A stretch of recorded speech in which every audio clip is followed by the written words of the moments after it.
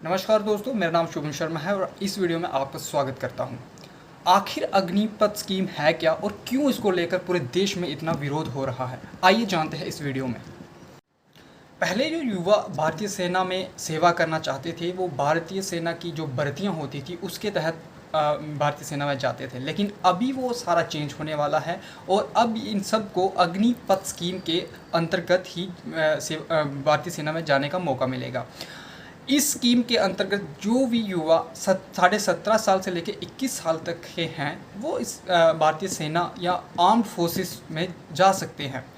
और इसको लेकर कुछ प्रावधान बनाए गए हैं और इन प्रावधानों को लेकर ही विरोध हो रहा है। आखिर ये प्रावधान है क्या, आइए जानते हैं। अग्निपथ स्कीम के अंतर्गत 4 साल का समय दिया जाएगा भारतीय सेना में युवाओं को सेवा करने का और इस 4 साल के बाद लगभग 75% युवाओं को भारतीय सेना से निकाल दिया जाएगा। जिस तरह से भारतीय सेना के जो जवान होते हैं उनको सैनिक कहा जाता था, लेकिन अब ये 4 साल के लिए जो युवा आएंगे भारतीय सेना में इनको अग्निवीर कहा जाएगा और 4 साल के बाद जब वो निकलेंगे उनको एक सर्टिफिकेट भी मिलेगा जिसकी वजह से वो आगे फ्यूचर में जॉब ढूंढने में वह मदद होगी उनकी। और इन 4 सालों के लिए उनका जो सैलरी पैकेज रहेगा वो इस तरह रहेगा कि पहले साल के लिए उन्हें एक महीने में 30,000 तक की सैलरी मिलेगी और उसको बढ़ाकर चौथे साल तक 40,000 तक किया जाएगा और अब 4 साल के बाद जब उनको निकाला जाएगा उनको लगभग 11 लाख का पैकेज जो उनको मिलेगा, लेकिन उनके लिए कोई पेंशन का कोई प्रावधान नहीं है।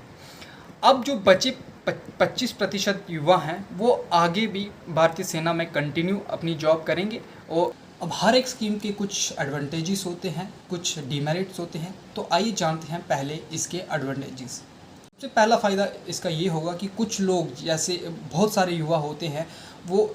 भारतीय सेना में सर्व करना चाहते हैं लेकिन वो अपनी पूरी लाइफ के लिए सर्व नहीं करना चाहते, लेकिन इसके तहत अब उनको भी एक मौका मिलेगा कि 4 साल के लिए वो भारतीय सेना में आए और देश की सेवा करें।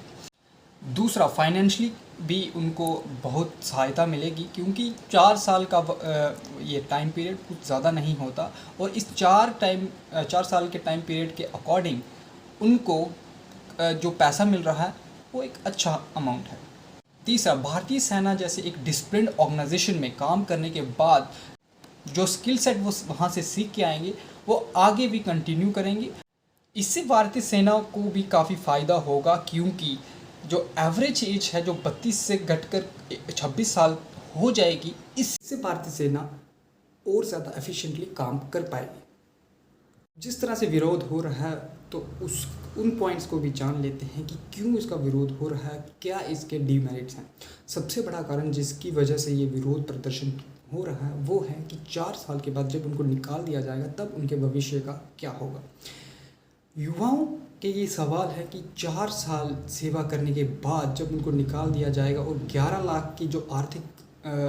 मदद उनको देने का प्रावधान रखा गया है, उनका मानना है कि 11 लाख से क्या उनकी पूरी ज़िंदगी चलेगी। जो